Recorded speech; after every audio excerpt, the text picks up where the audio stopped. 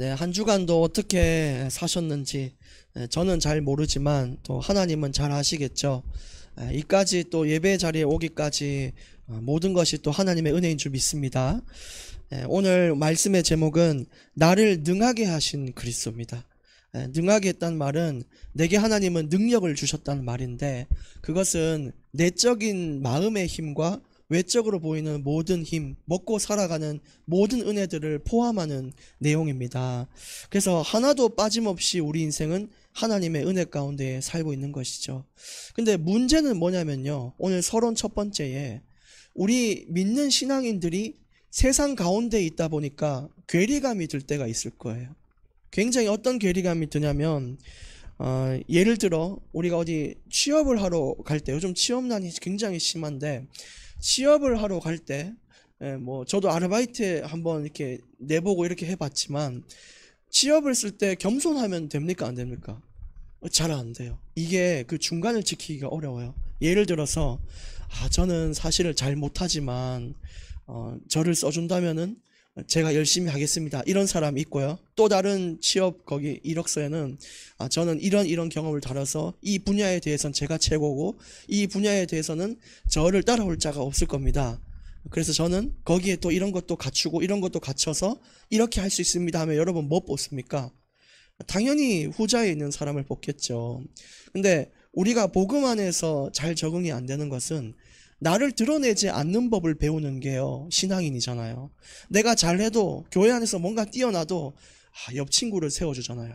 이 친구가 대단하고 이 친구가 참 멋지고 나는 하나님의 은혜로 살고 있습니다, 이렇게 얘기하지 자기를 추켜 세우거나 드러내는 경우가 잘 없어요.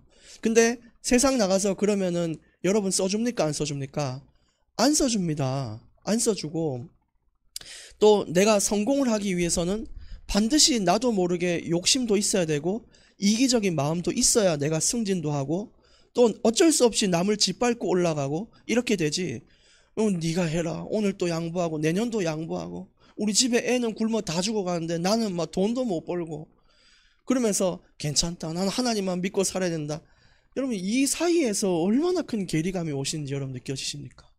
또 직장을 가다 보면 어쩔 수 없이 정직할 때가 있고 약간의 거짓말을 쳐야 내가 살아남을 수 있는 상황이 있잖아요. 진짜 그런 시설들이나 그런 회사들도 있어요. 근데 거기서 또 내가 어쩔 수 없이 거짓말을 하는 부분에 대해서 내가 하나님 자녀로서 이게 맞나? 내가 무엇 때문에 돈을 이렇게 벌어야 되고 무엇 때문에 이런 거짓말을 해야 되나? 거기에 괴리감이 굉장히 클 때가 있어요. 근데 제가 말씀드리고 싶은 건 그 사람들의 방식을 버릴 수는 없습니다. 여러분, 먹고 살아야 되고 당장 지켜야 될 가정이 있고 사회에서 도태되고 낙오되는 걸 하나님 원치는 않아요. 그러면 그들의 방법을 적용해야 되는 어쩔 수 없는 부분을 해야 되지만 그 사이에서 괴리감을 좁히는 방법은 놓쳐서 안 될 목표를 잡고 가는 거예요. 그 목표가 뭐냐면 거기 직장에 있는 이유가 되는 건데 복음을 증거하는 일이라는 거죠. 내가 어쩔 수 없이 조금의 거짓말을 치면서 승진할 때도 있고 내가 어쩔 수 없이 그렇게 살아남는 거 있잖아요. 어쩌면 여러분들이 그렇게 지금 살아남아 있을 수도 있습니다. 근데 거기서 멈추면은 그게 진짜 낙오된 거고 하나님을 향한 빛의 이 목표를 무너뜨려서는 안 돼요. 어떤 분이 트럭을 운전하시는 분이세요. 밤낮 없이 트럭을 운전하다 보니까 어쩔 수 없이 세상 가운데서 트럭 기사들하고 커피도 마시고 밥도 먹고 하겠죠. 거기서 여러분 이거는 기도하고 시작하고 이러면 그게 됩니까? 안 된단 말이에요. 이런 걸 양보해야 되고 이렇게 살아야 되고 그런 얘기가 오고 갈 수 있습니까? 안 돼요. 어쩔 수 없이 주식 얘기, 재테크 얘기, 어떤 사람이 로또 당첨돼가지고 배 아픈 얘기를 해야 돼요. 근데 거기서 괴리감을 죽이는 방법은 그 시간들 안에 언제가 될지 모르지만 그분들에게 복음이 증거되면 그건 괴리감을 없앨 수 있는 거예요. 그래서 이 트럭 기사가 계속 그런 식으로 이야기 주고받다가 어느 날 교회 다닌다는 걸 아니까 예수님에 대해 물어본다는 거죠. 그때 정확하게 내가 준비된 복음을 말하는 거예요. 그것 때문에 여러분이 견디고 있는 줄 믿습니다. 그렇지 않으면요, 내가 왜 사는지 몰라요. 내가 이 돈 벌려고 지금 하나님의 이 진리를 이렇게 내려두고 이렇게 방법대로 살아야 되는데 그거 아니잖아요. 그래서 여러분 오늘 양심을 찔리신 분들이 있다면 괴리감을 좁히는 한 주를 보내십시오. 그런 직장의 마감이 돼야 됩니다. 어쩔 수 없이 지금까지 세상의 방법대로 얘기하고 소통했던 거 그거 괜찮아요. 근데 내가 해야 될 일을 놓치고 나온다면 그게 가장 안타까운 일인 거예요. 그렇게 하셔야 됩니다. 예, 그 다음에 오늘 두 번째 보시면 하나님은 우리를 능하게 하셔요. 예수 그리스도를 통하여 능하게 하시는데 그 의미는 감당하게 하신다 이 말입니다. 어떤 걸 감당하냐면 이 중에 어떤 분들은 예수 믿는다고 예수쟁이다고 조롱받고요. 가족들한테 핍박받기도 하고요. 복음 전하다가 진짜 막 벌레만도 못한 사람처럼 취급당한 사람들도 있어요. 근데도 불구하고 제가 질문을 드립니다. 왜 아직도 교회를 나가십니까? 여러분 왜 예수를 믿으십니까? 그런 취급을 당하고. 그게 뭐냐? 나를 능하게 하신 그리스도예요. 무슨 일이 있어도 이 복음을 떠나지 않을 겁니다. 여러분들은. 왜냐? 핍박과 문제와 환난과 상관이 없어요. 그리스도가 있는 한 우리는요 모든 걸 감당할 수 있다는 뜻입니다. 그러니까 능하게 하신 그리스도 그 은혜를 믿고 나아가셔야 되는 거예요. 오늘 또 서론을 계속해서 보시면 여러분 모든 사람을 능하게 들어 쓰셔요. 과부, 인생에 큰 외로움이 있고 돈도 없는데 믿음을 지켜가지고 끝까지 교회 나가고 성전에 나가 봉사하면서 복음을 들었던 그 과부, 그걸 감당하게, 그 인생을 감당하게 하셨어요. 농사꾼 엘리사, 농사 짓다가 불러와가지고 아람 군대를 박살내게 만들었어요. 그게 뭐냐? 능하게 하신 그리스도예요. 직업, 환경, 배경, 학력, 나의 연약은 전혀 상관이 없습니다. 능하게 하신 그리스도. 장애 가져도 괜찮아요. 여러분 사사 중에 멀쩡한 사람이 누가 있습니까? 하나님은 이 사사의 왼손잡이에 에웃도 쓰시고요. 여성도 쓰시고요. 진짜 몸에 문제 있는 사람들을 다 들어 쓰셔 가지고 하나님의 진리를 증거하셨어요. 모든 걸 능하게 하시는 거예요. 제가 어릴 때 별명이요. 동탄, 동남아시아 연탄. 얼굴 까맣고 깨재자고요. 근데 지금요 하나님의 복음을 증거하고 있어요. 뭐냐? 능하게 하신 그리스도. 전혀 상관없어요. 어떻게 살았는지 그거 상관없어요. 하나님 감당하게 해요. 여자 드보라 쓰셨죠. 에스더를 들어 쓰셔가지고 이스라엘의 운명을 바꾸셨죠. 청소년 다윗을 쓰셔가지고 블레셋을 무너뜨리고 사무엘을 통해가지고 시대에 빛을 비쳤어요. 직장이 뭐고 내가 어떻고 경제가 어떻고 전혀 상관없습니다. 능하게 하신 그리스도. 나를 계속해서 채워가실 거고 세워가실 그리스도. 그분 믿는 거예요. 앞으로 어떤 시대의 환난과 소문이 들려도 담대하셔야 됩니다. 왜냐? 그거보다 더 큰 그리스도가 우리를 붙으실 것이기 때문에 그렇습니다. 고린도전서 10장 13절 사람이 감당할 시험밖에는 너희가 당하지 않았고 시험 당할 쯤에 피할 길을 내신다고 하셨어요. 여러분 우리 삶에 주어지는 문제는요 하나님이 죽으라고 주는 문제는 없습니다. 근데 죽을 것 같은 문제는 줘요. 마치 얼마나 우리를 특전사로 키우는지 해병대 다큐멘터리 보니까 죽기 직전에 건져 올려요. 그 이 사람이 그래요. 죽을 것 같아요. 아 누구 대장님 뭐 분대장님 죽을 것 같아요. 그러니까 분대장이 단호하게 한마디에 뭐라 그러냐? 안 죽어 그래요. 죽을 것 같아요. 그래 죽을 것 같지 안 죽어 그러더라고요. 여러분 하나님이 주신 시험 그런 거예요. 죽을 것 같으면 정상, 죽으면 그 비정상이에요. 그건 아니에요. 그렇진 않아요. 그러니까 여러분 우리가 죽을 것 같은 훈련들 속에 있지만 죽는다 안 죽는다? 결코 죽지 않는다. 무너뜨림을 당하지 않고 나중에는 그 해병대가 훈련이 돼서 30km를요 헤엄쳐서 바다를 건넙니다. 그게 하나님의 감당이고요 하나님이 능하게 하신 일이에요. 앞으로 우리가 해야 될 일들이 너무 많아요. 그렇죠? 빛을 비춰야 돼요. 선한 영향을 끼쳐야 돼요. 여러분 제가 지지난주에도 말씀을 드렸는데 복음 안에 꿈을 꾸시지 않으면 여러분 죽은 것과 같아요. 내가 나중에 돈 모아서 어디 이사갈 계획은 있지만 내가 어떻게 기도를 준비하고 어떻게 사람을 살리고 제자를 만들고 어떻게 해서 마지막에 하나님께 이걸 남기고 갈지는 전혀 없어요. 여러분 가슴 벅찬 꿈을 꾸십시오. 내가 설레서 자다가도요 잠이 깰 정도의 꿈을 꾸십시오. 그렇게 돼야 돼요. 한번 생각해 보시죠, 여러분. 나중에요. 여러분, 여기 복지사들 또 많고, 그래. 여기 이 청년도 복지사고 그런데, 여러분, 나중에 복지도에 얼마나 큰 꿈을 꿀 수 있는지 몰라요.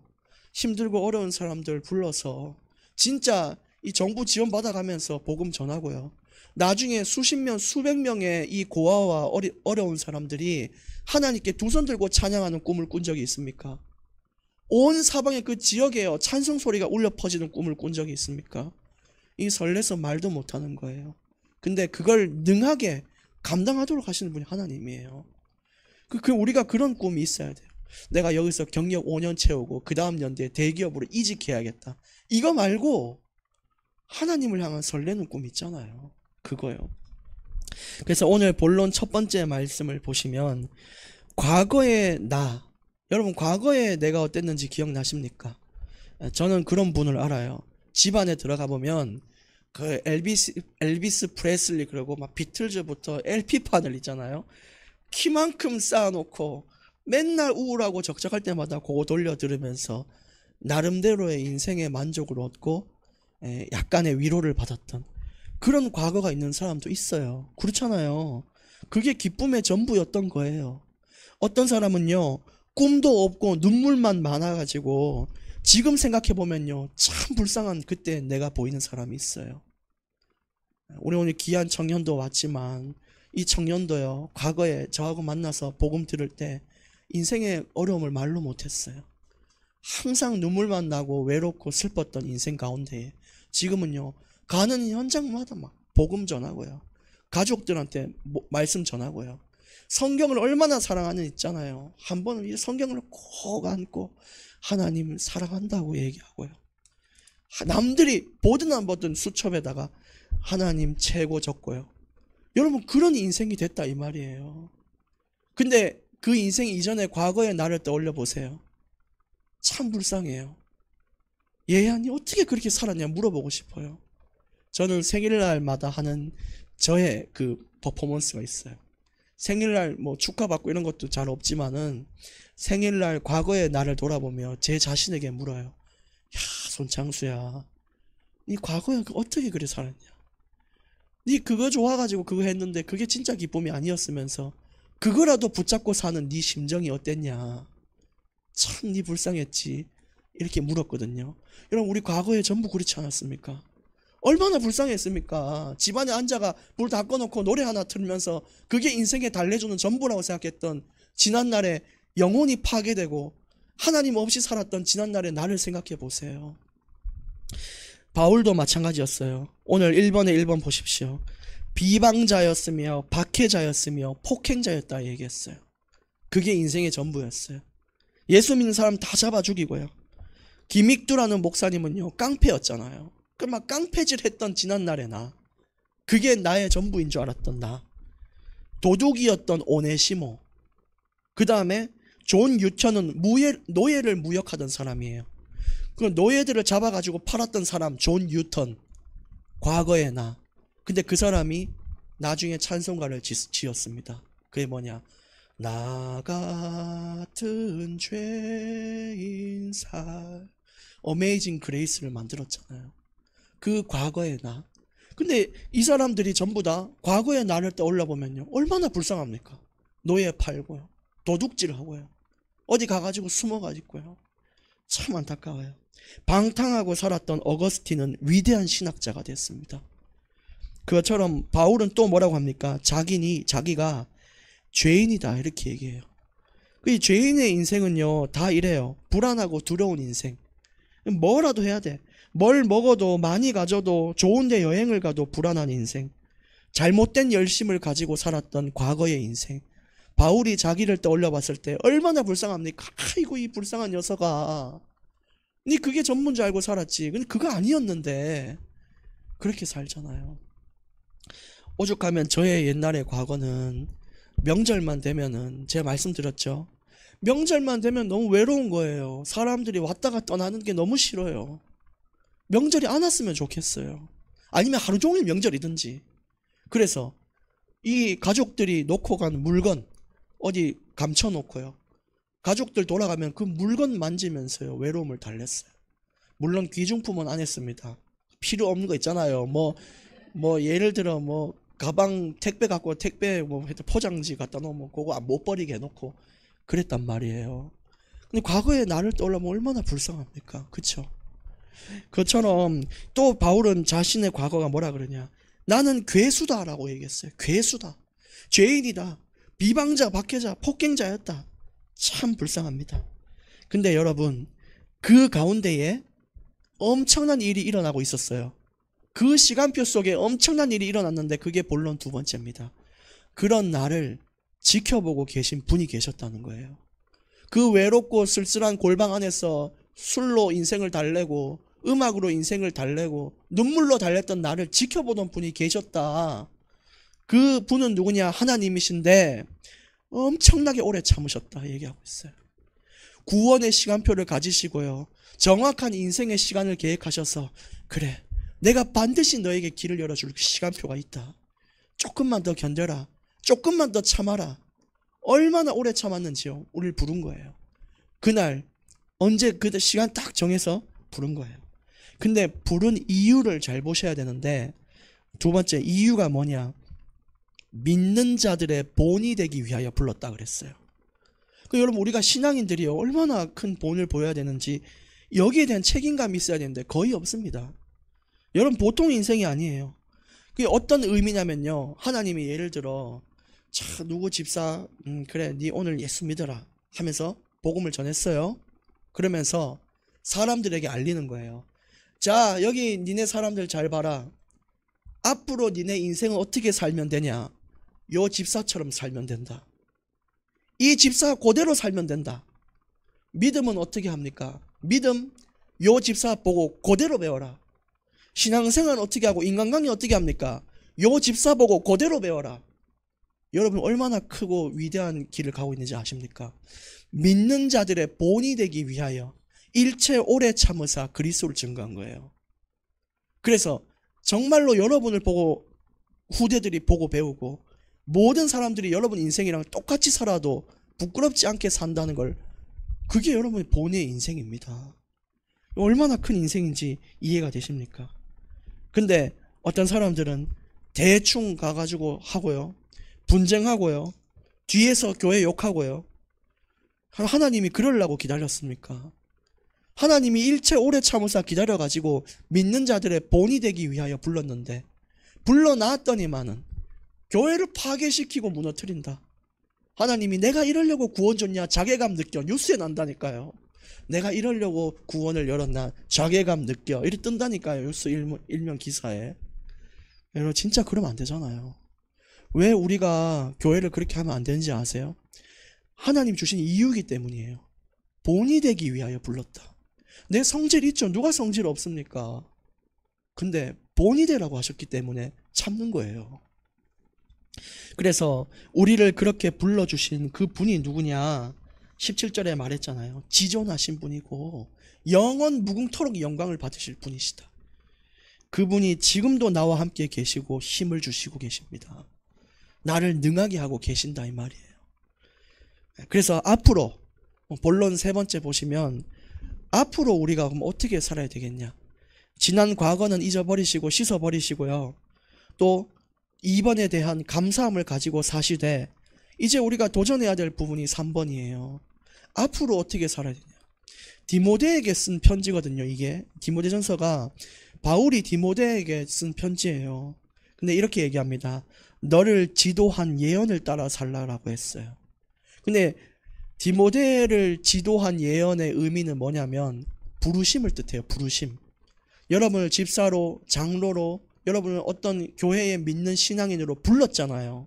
그게 하나님의 예언이에요. 내가 너를 지명하여 불렀다. 그래서 네가 앞으로 이 예언에 따라 살기를 원한다. 그러니까 우리가 당연히 믿는 자들로서 살아야 되는 게 마땅하고 여러분을 부르신 합당한 이유의 소명에 맞는 삶을 사는 거라고 디모데에게 정확하게 얘기하는 거예요. 너를 지도한 예언을 따라 살아라. 그 말은 하나님이 너를 불렀음을 잊지 말아라 이 말이에요. 우리 모두 그렇게 살아야 돼요. 그리고 두 번째는 선한 싸움을 해라. 여러분 선한 싸움은요 어떤 싸움이냐면 내가 하나님한테 부끄럽지 않도록 나를 변화시키는 싸움이에요. 어딘가에 중독되어 있는 사람은 그 중독을 깨어버리는 싸움을 하셔야 돼요. 내가 복음을 증거하지 못하는 연약과 무능 속에 있으면 복음을 증거하는 싸움을 해야 돼요. 이게 선한 싸움이에요. 근데 대부분이 어떤 싸움을 하냐? 추잡하고 더럽고 더러운 싸움을 해요. 어떤 청년 이야기입니다. 그 청년은 굉장히 싸움을 잘해서, 근데 여러분 이게 선한 싸움인지 추잡한 싸움인지 한번 구별해 보세요. 굉장히 쉬울 겁니다. 대학을 갔어요.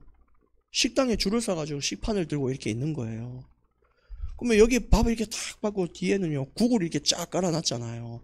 그 국을 이제 바쁘니까 몇 개를 이렇게 깔아놓는단 말이에요. 근데 그 앞에 사람이 고기 많은 걸 들고 갔어요. 대판 싸웠어요 그날. 어떻게 고기를 이럴 수 있냐? 싸워가 또 이겨봤어요. 고기 또 뺏었어요 그 국을. 여러분 이긴 겁니까? 이건 무슨 싸움이에요? 이게 선한 싸움입니까? 추잡한 싸움이 추잡. 얼마나 더러운지요. 추잡해요. 그래 놓고 열받아가지고 어떻게 했냐?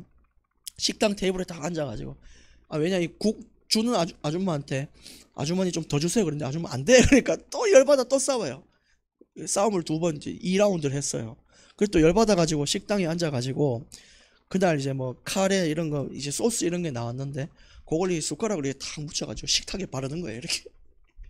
그래서 뭐 자기 싸워서 이겼다는 거예요. 여러분 이런 싸움 이겨서 뭐 합니까?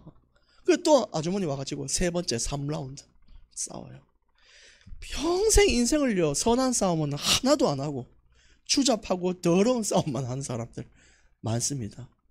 우리가 하나님을 위해 변화되는 싸움을 안 하고요 다른 사람 깎아가지고 내 말을 증명하는 싸움을 하면요 그건 추잡하고 더러운 싸움이지 선한 싸움 아닙니다.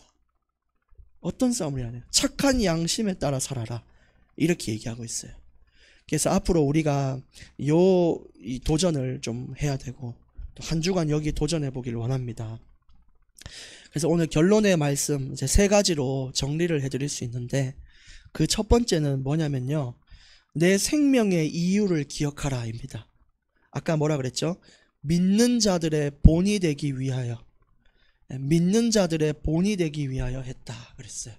우리 에어컨을 조금 온도를 이렇게 덜 춥게 좀 낮춰주세요. 네, 또 내 생명의 이유가 뭐라고요? 믿는 자들의 본이 되기 위하여, 그거고요. 2번째는 과거로 돌아가지 말자 이겁니다. 옛날에 그 골방에서 음악 듣고 질질 짜고 어디 가서 슬퍼가지고요 도둑질 해가지고 그거 만지면서 외로움 달랬던 그 과거를요 다시 돌아가지 맙시다. 이제는 우리는 앞을 바라보며 아주 긍정적인 하나님의 나라를 바라보고 살아야 돼요. 그 다음 마지막 3번째는 이제 내일부터 여러분은 또 인생의 괴리감을 느끼러 갑니다. 그죠? 엄청난 괴리감을 느끼러 갑니다. 아니 내가 하나님 자녀인데 하나님 자녀처럼 살면요 낙오돼요. 근데 거기서 견딜 수 있는 이유를 찾아 누리자 이겁니다. 그 사람들에게 맞춰주는 거 맞고요 세상 가운데서 그들의 방식대로 도전해야 되는 건 맞아요. 근데 빛을 비추는 일을 멈추지만 않으면 하나님은 그 가운데 역사하실 겁니다. 오늘 말씀이 능하게 하신 그리스도 그랬거든요. 오늘 이 모든 은혜가 하나님께 있음을 믿고 또 승리하시기를 예수님 이름으로 축복합니다. 하나님 아버지 감사합니다. 지난 과거가 우리가 정말 비방자며 죄인이며 괴수며 정말 인생의 슬픔을 세상 가운데서 달랬던 불쌍한 나였지만 그리스도께서 우리를 구원하사 이제 미래를 바라보고 하나님 나라를 바라보게 하시니 감사합니다. 지난 과거에 매이지 않고 하나님 앞으로 나아가는 인생 되게 하시며 믿음의 선한 싸움과 착한 양심을 가지고 하나님의 뜻대로 인생을 인도받게 하여 주시옵소서. 내 생명의 이유가 정말 많은 사람들의 본이 됨을 잊지 않게 하셔서 인생의 정말 모범을 따라 규모를 따라 살게 하여 주시옵소서. 내일부터 있을 괴리감 가득한 세상 가운데에서 빛을 비추는 인생으로 우리를 승리하게 해 주옵소서. 예수님 이름으로 기도합니다. 아멘.